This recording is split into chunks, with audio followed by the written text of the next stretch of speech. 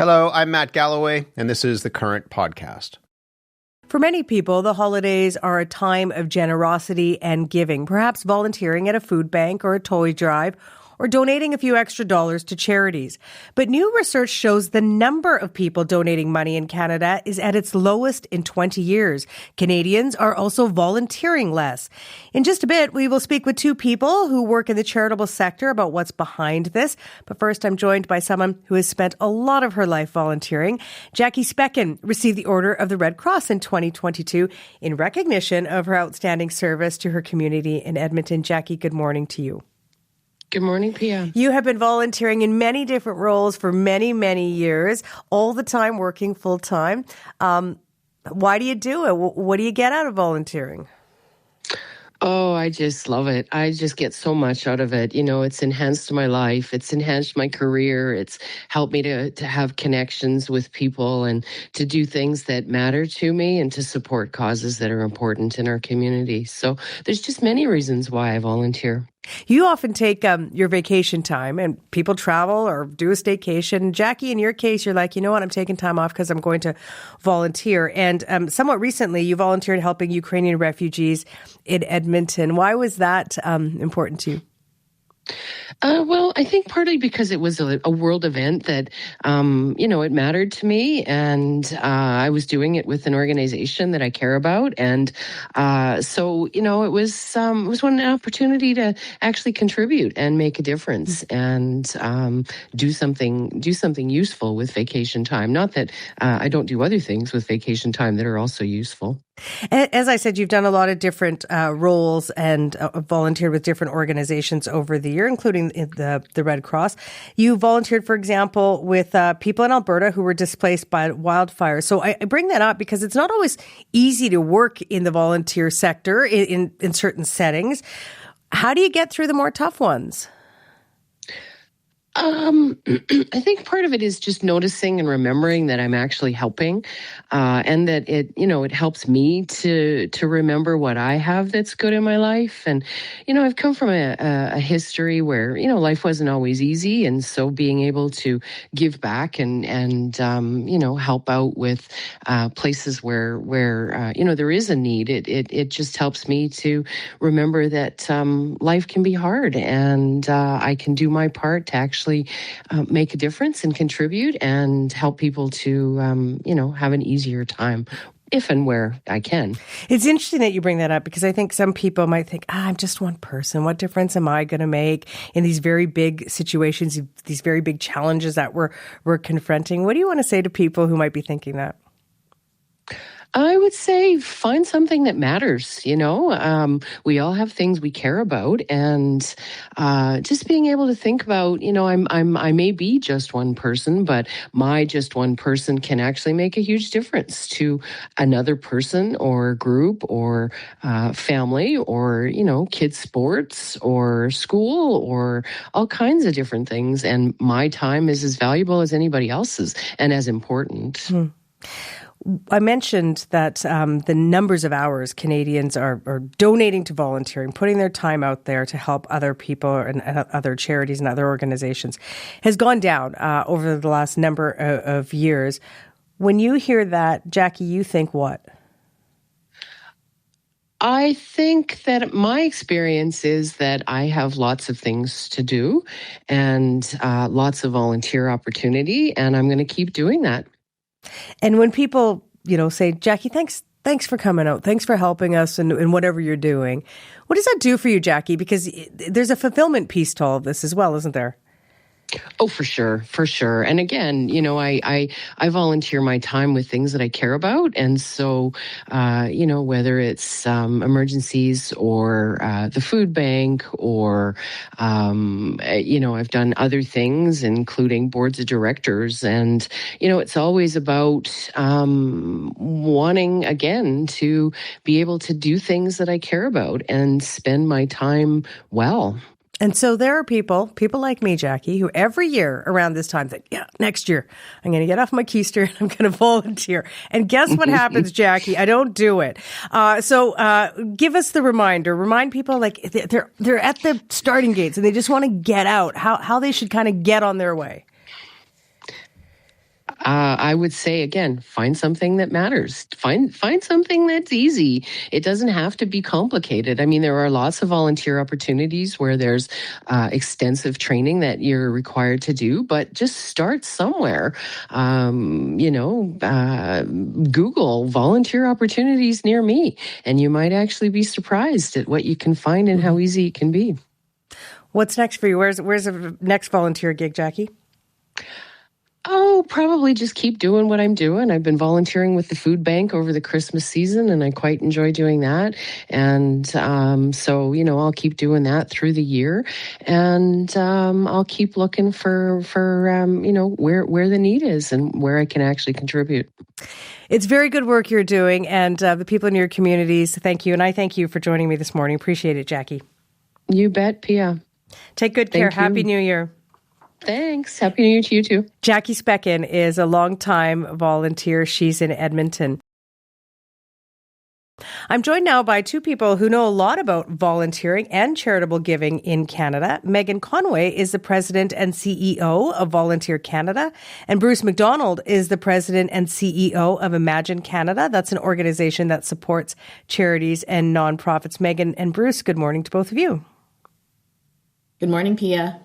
Good morning. Thanks for having us on. It's nice to have you both with us. Megan, just let's sort of set the table here. What's the volunteering landscape like in Canada right now? Yeah, that's a great question. Thanks, Pia.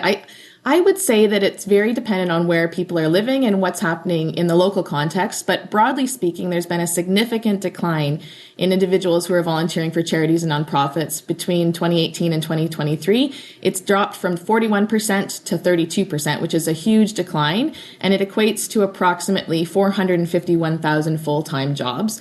The biggest drops have been from women who have faced other challenges related to the pandemic and coming out of the pandemic. But it's made a significant impact in terms of the capacity that charities and nonprofits have across the country. So let's talk more about that decline. As you say, women specifically are one of the largest demographics where it's dropping, and there are reasons behind that. So what are some of those reasons? Well, I think across the board, coming out of the pandemic, individuals had to reprioritize what they were focusing on. And that meant that they had different pockets of time to be able to volunteer and contribute in their communities.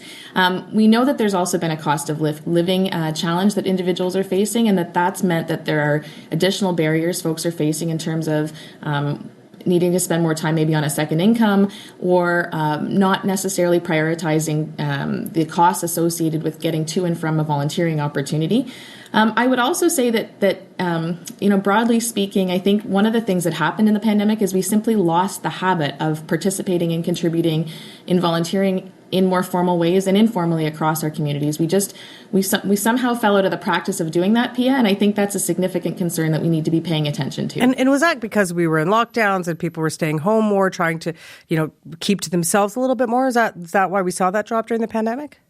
I think that's one of the reasons. The other thing that we've seen is that organizations and charities across the country lost some of the capacity that was helpful in terms of enabling people to participate. So volunteer managers were one of the first positions that were cut during that lockdown period.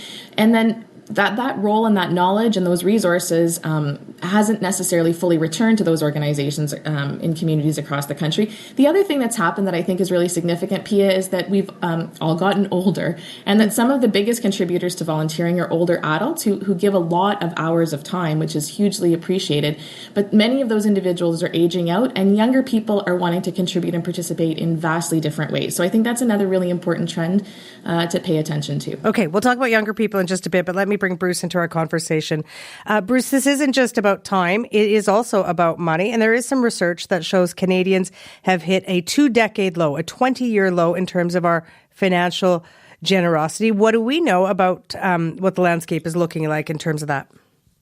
Yeah, it's interesting because I think it's important to really be mindful of the language. So what we're seeing, and actually our data goes back even another decade. So what we're witnessing is a 30-year trend around the participation of Canadians in terms of utilizing the charitable donation tax credit And it's now down to 16.8% of Canadians claim that on their income tax, which is the lowest number over a 30-year period. But at the same time, actual dollars have continued to climb. And in the last data, it's almost $13 billion that individual Canadians actually give to registered charities. So we're an incredibly generous nation. So to Megan's point around age, this is where it really comes in. We're seeing charities and nonprofits who are becoming extremely reliant on older, more affluent donors for the lion's share of the giving in this country. So it really speaks to the question about both today, but really looking ahead to what's the future of generosity as expressed through financial giving going to look like. Yeah, let's talk more about that, Bruce, because as you say, look, it's fewer people still giving large sums of money, but fewer people. So when you look to the future, you've got to kind of look at what's causing this. What's behind this? Yeah, we think there's a number of things. I mean, it's obviously not just one item.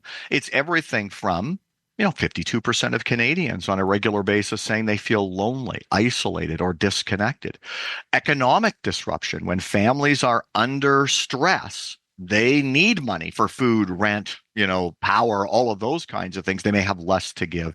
And I would say a longer term erosion of the very institutions who foster a sense of empathy, caring neighborhood community, things like declining church or places of worship attendance, shrinking service clubs. And we would even argue the shrinking of rural Canada, which has always been very, very generous and measured across studies over the years. So when you combine the aging out of the current donors with a nation that doesn't spend as much time fostering connections between people, because there's a direct connection between those who care about each other and those who choose to get engaged, whether it's through volunteer or donations. And Bruce, we know we're in tough economic times. A lot of the people being hit by their tough economic times are younger people, can't afford housing. Rent is high in many parts of the country, in almost all parts of the country. Food costs are high. Does that sort of the current economic context, how worrying is that to you? Well, I think, again, the good news here is that young people are incredibly engaged and aware of social issues, both here in Canada and globally. But their starting point is fundamentally different than their parents or grandparents. And so I think now it's incumbent upon those of us who work in the sector to say, how do we foster connections with young people that aren't exclusively through a donor-based lens because they don't have any money right now? How are we ensuring that they're connected with our cause and our champions and are working to be involved in supporting the actual causes they care the most about? And maybe over time, the financial piece will come. And Megan, you mentioned younger people are looking for different kinds of opportunities. How are they looking at things differently than, say, their parents or even their grandparents when it comes to volunteering? That's a great question. I think mostly it's that younger people have energy and insights and innovation that they want to bring to social causes in their communities and across the world. And they want to do it in new ways, whether that's episodic volunteering, so participating in one-off kinds of events, or being able to contribute through skill-based volunteering that aligns more to their schedule. I think it's less about a traditional schedule and more about how do you tap into a young person's passion? How do you find ways to really activate what their skills and abilities are? Because their approach and their knowledge and their insights look very different than what my parents' generation looked like, for instance. So I think there's a tremendous amount of innovation there that needs to be harnessed, and there's real excitement that could come by tapping into that in new ways. Some provinces, many of them in fact, mandate volunteer hours for young people in high school to graduate. In Ontario, for example, I think you need 40 hours to do so. How helpful is that, Megan? Well, I think the results on that are rather mixed, Pia. I think definitely it exposes large numbers of Canadians and young Canadians to the values of service, but it definitely raises questions around the long-term impact that has, both on young people's and the organizations themselves. And I think it's an opportunity for us to think differently around what are the new ways that we want to help people to learn about service as Canadians, and how do we embed that as part of our core set of values about who we are as a country of people. Bruce, what's at stake here in the current situation? You said it's not a blip, it's a trend, 30 years of it, and you're thinking about the future. What's at stake here? How many Canadians benefit from the charitable sector? What are the impacts you're seeing on the ground? Well, it's a great question, because for us, we're really thinking about what does the future of our communities look like? We have come to both expect and enjoy the services provided by charities and nonprofits. And without the vital volunteers and without those dollars to power those services, we will see an erosion of them. And so what we're really looking towards is, how are we creating a nation where people are connected with each other enough so that they care in a way that they will get engaged in the system. And I think we've got probably about 10 years to figure this out, as the data tells us that the group that has been powering this for decades is literally aging out of the system. And Megan, what are you seeing in terms of volunteerism and fewer volunteers? What's it meaning for organizations and charities on the ground that rely on people to help them out? Well, there's definitely limited capacity. I think individual volunteers are facing burnout, and that is making it challenging for organizations to rely on those individuals.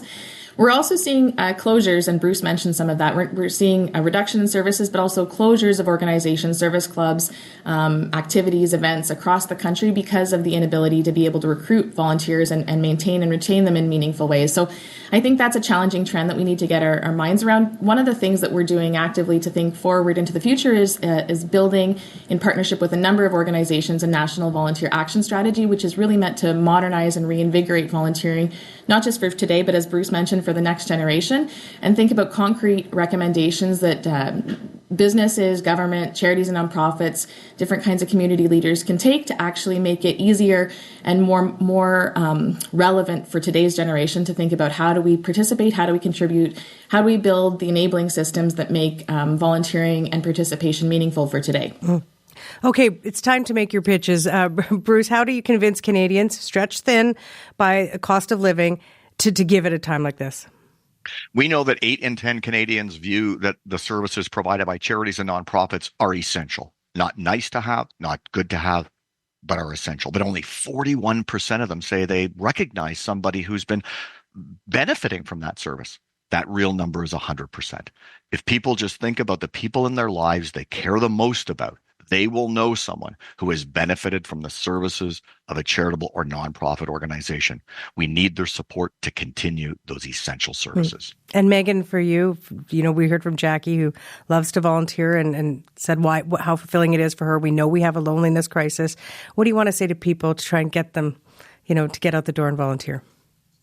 I would just say, find something that you're passionate about. What do you love to do? Maybe you love playing the guitar. Maybe you love walking your dog. Find something you're passionate about, and then find something some place in your community that would benefit from that passion coming into action. Do a little bit of research. As Jackie mentioned, go online and find volunteering opportunities near you and see how your skills or your talents might be able to contribute. This year is in 2026, it will be the International Year of the Volunteer. And so we're really looking forward to a series of celebrations and a call to action to Canadians across the country to reignite volunteerism in their communities, in their neighborhoods, and in various places that need their help and their time and their talent. So we're looking forward to a number of ways of celebrating and helping individuals to get reconnected to volunteering in all the ways that matter. Megan and Bruce, appreciate both of your time. Thank you, and Happy New Year's. Thanks very much. Same to you. Megan Conway is the president and CEO of Volunteer Canada, and Bruce McDonald is the president and CEO of Imagine Canada. You've been listening to The Current Podcast. My name is Matt Galloway. Thanks for listening. I'll talk to you soon.